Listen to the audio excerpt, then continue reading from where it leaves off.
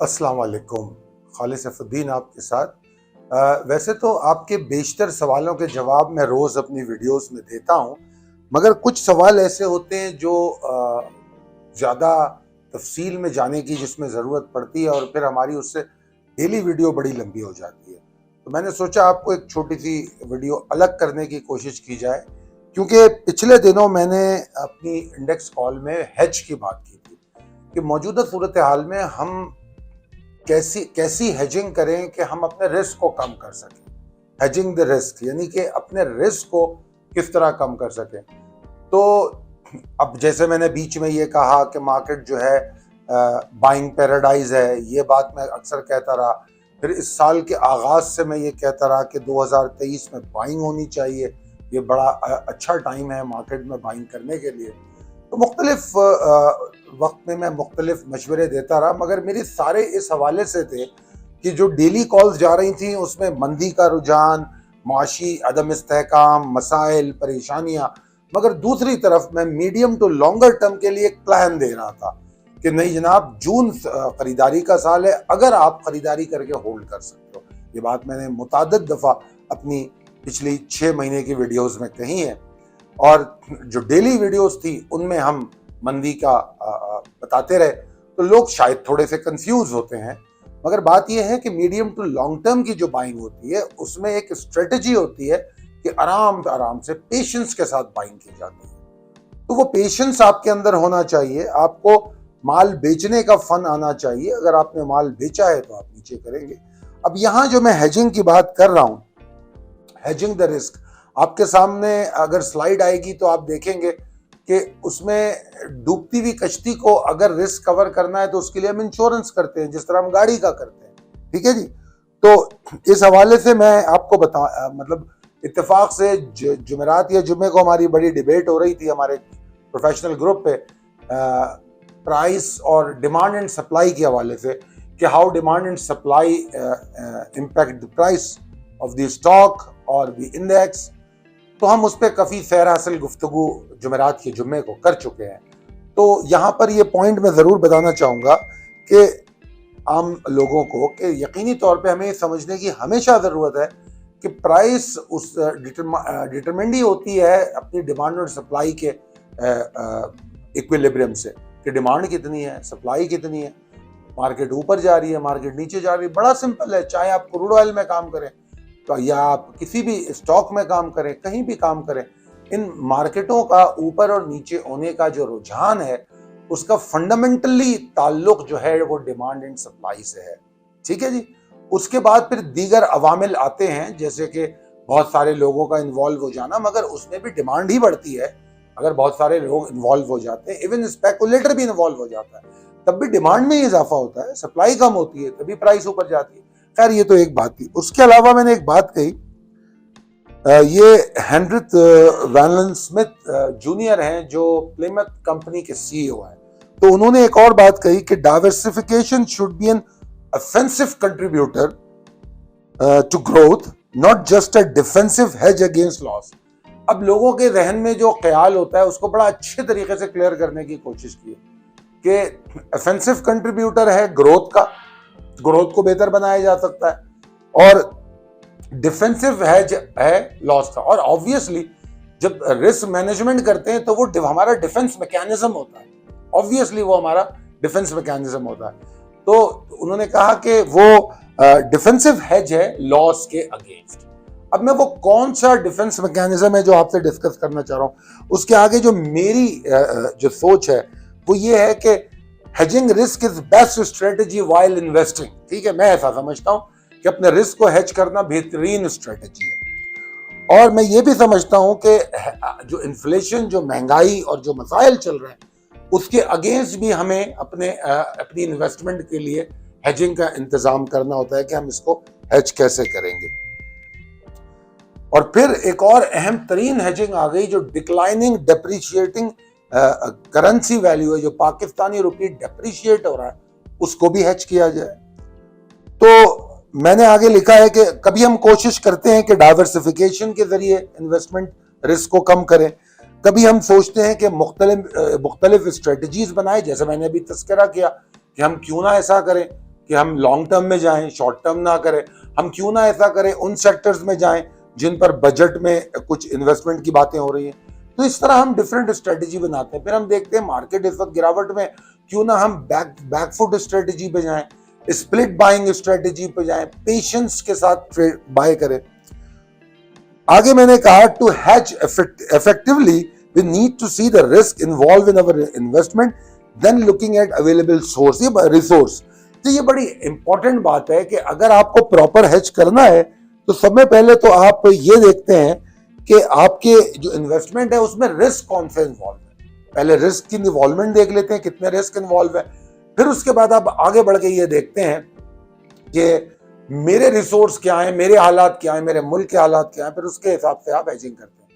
यहां पर मैंने जो चीजें आपको बताने की कोशिश की है, ये जून के मैंने डॉलर के नंबर्स लिए हैं। जून 2021 में डॉलर 157 रुपए 80 पैसे का क्लोज हुआ जून 30, और जून 22 को 200, अगर जून 22 की क्लोजिंग देखें तो डॉलर 211 रुपए 38 पैसे पे था। और अगर हम इस महीने देखें जुमेरात की क्लोजिंग, तो जो डॉलर है वो 286.64 की क्लोजिंग है। तो अब जरा इस बात को समझने की कोशिश कीजिएगा कि डिवैल्यूएशन ऑफ करेंसी जो है एक नेगेटिव इंपैक्ट है, बहुत बड़ा नेगेटिव इंपैक्ट है, बेशक है। मगर अगर हम सोचें तो इस डिवैल्यूएशन से, अगर मैं थोड़ा सा मोटा मोटा हिसाब करूं, तो 2021 के मुकाबले में डॉलर डबल हो गया, 157 से 286, ऑलमोस्ट। बेसिकली 185% बनता है, चले 185% समझ लें। अब मैं कुछ ऐसे स्टॉक देखता हूं कि जैसे कि टीजीएल है, 2021 में 106 का था। ये जून की बात हो रही है, मैं जून टू जून कंपैरिजन किया। जून 2022 में 103.80 का था, जून 2023 में 67 रुपए 90 पैसे का, 68 रुपए का तकरीबन 68। अब आप हिसाब लगाएं कि जो शेयर 2021 में मैं 106 रुपए का लेता था, उस वक्त जब डॉलर की स्ट्रेंथ 157 रुपए के बराबर थी, वो स्टॉक अब मैं 68 रुपए में कितने ले सकता हूं? तो 286 में 4.25 शेयर में ले सकता हूं, 4.25 शेयर में ले सकता हूं।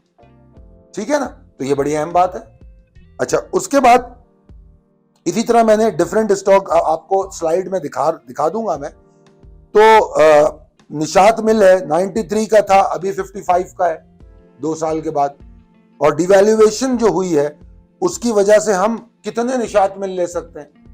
अच्छा, अब सवाल ये है कि अगर डॉलर का इंपैक्ट रुपी पे पड़ा है तो क्या उतना ही बराबर इंपैक्ट कंपनी ग्रोथ पे पड़ा है, उतना ही बराबर कंपनी फंडामेंटल पे पड़ा है? नहीं, ऐसा नहीं हुआ, बिल्कुल भी नहीं हुआ। मैं ये नहीं कह रहा कि 1 साल के लिए अगर मैं यहाँ स्टॉक लेता हूं या 2 साल के लिए यहाँ स्टॉक लेता हूं तो डॉलर जो आज 286 का है वो या 288 का है, वो 2 साल के बाद 150 का हो जाएगा। बिल्कुल भी नहीं कह रहा, क्योंकि जो तारीख है हमारी, उस तारीख में मेरे ख्याल में हम 1947 में 3 रुपए 46 पैसे पे हम शुरू हुए थे। 3 रुपए 46 पैसे का या पता नहीं, हाँ 3.25 साढ़े 3 रुपए का डॉलर था।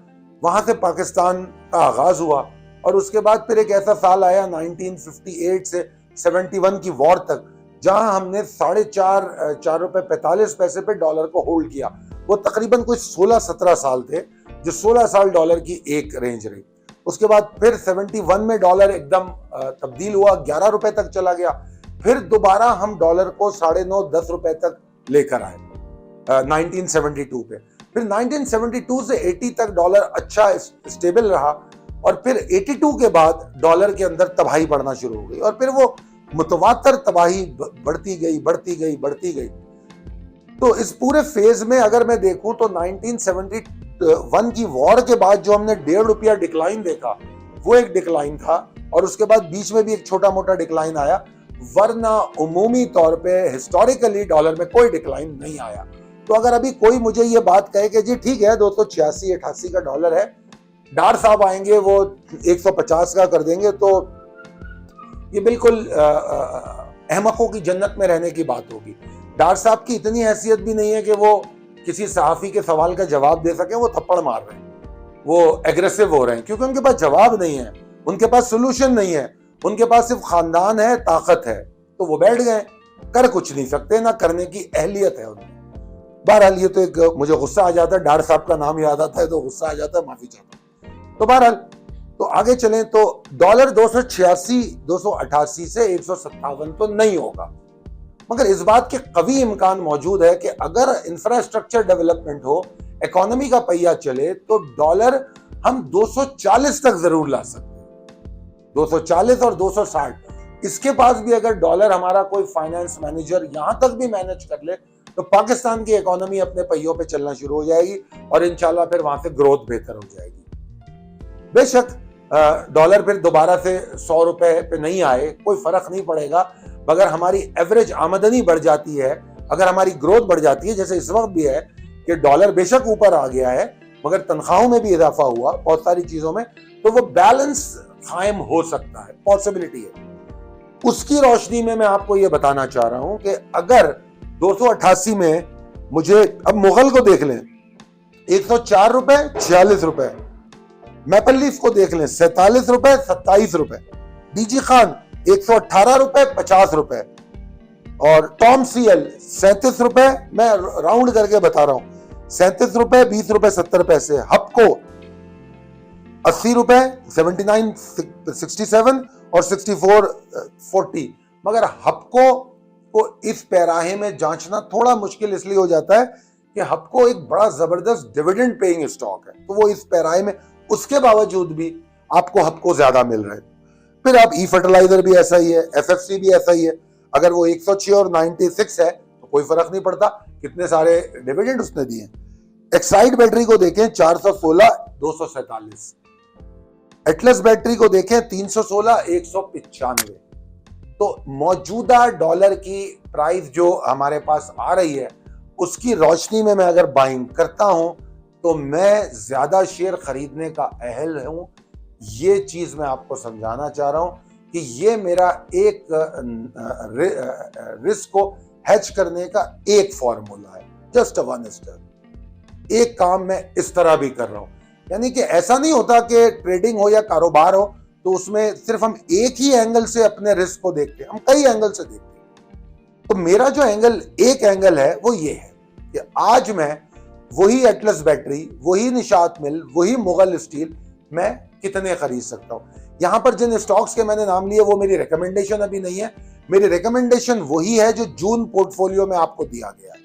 जून पोर्टफोलियो में जो स्टॉक मैंने आपको बताए और जो हम खरीद रहे हैं, जिसमें कुछ स्टॉक की तो 60-70% बाइंग हो चुकी है, कुछ की 30-40% हुई है, तो हम उसको इंशाल्लाह ताला जून के महीने में पूरा बाइंग कर लेंगे। तो जून पोर्टफोलियो में जो मैंने स्टॉक दिए हैं और दे रहा हूं वही मेरी रिकमेंडेशन है। तो बहरहाल अगर आप इस तरह सोचें तो आप अपनी इन्वेस्टमेंट का रिस्क कम कर सकते हैं, अपने प्रॉफिट गेन को बढ़ा सकते हैं। यहां से मार्केट देखें तो मार्केट बहुत ऊंची नजर आएगी। अगर आप 50,000 या वो क्या था हाई जो था, व्हाटएवर 53,000 व्हाटएवर, अगर वहां से बैठ के देखेंगे तो मार्केट बहुत नीचे नजर आएगी। तो अपना एंगल दुरुस्त करें, आप गलत जगह पे बैठे ना हो। अगर आप 50,000 पे माल लेके बैठे हुए हैं तो मार्केट नीचे नजर आएगी। अगर आप यहां माल खरीद रहे हैं कि जहां पर मार्केट गिर भी रही है तो कुछ स्टॉक नहीं गिर रहे। कितने स्टॉक है जो मार्केट में प्रेशर भी आ रहा है तो वो नहीं गिर रहे, ना उनका वॉल्यूम बढ़ रहा है। तो जरा सोचिए, अगर आप इस जगह पे आके खड़े होके मार्केट को देखेंगे तो फिर आपको, मैंने ऐसे ही नहीं हवा में नहीं कह दिया, जून पोर्टफोलियो का जो आपको गेन बताया है वो हवा में नहीं बताया है, ये सोचने की जरूरत है। मैंने ऐसे ही नहीं 6 महीने से कहा कि शॉर्ट टर्म ट्रेड सिर्फ और सिर्फ पाकिस्तान मर्केंटाइल एक्सचेंज नहीं करनी हमें स्टॉक एक्सचेंज में, क्योंकि stock medium to long term के लिए अच्छे गेन ऑफर कर रहा है। आई होप कि अगर आपको ये मेरी बातें समझ में आती हैं तो आप पाकिस्तान स्टॉक एक्सचेंज में long to medium term investment कर सकते हैं। और अगर हमारी किसी किस्म की भी असिस्टेंस या मदद की जरूरत हो तो 0345 619 0443 पर राब्ता करें। 0345 619 0443। हमारी टीम आपको भरपूर हेल्प करेगी और will go further from there.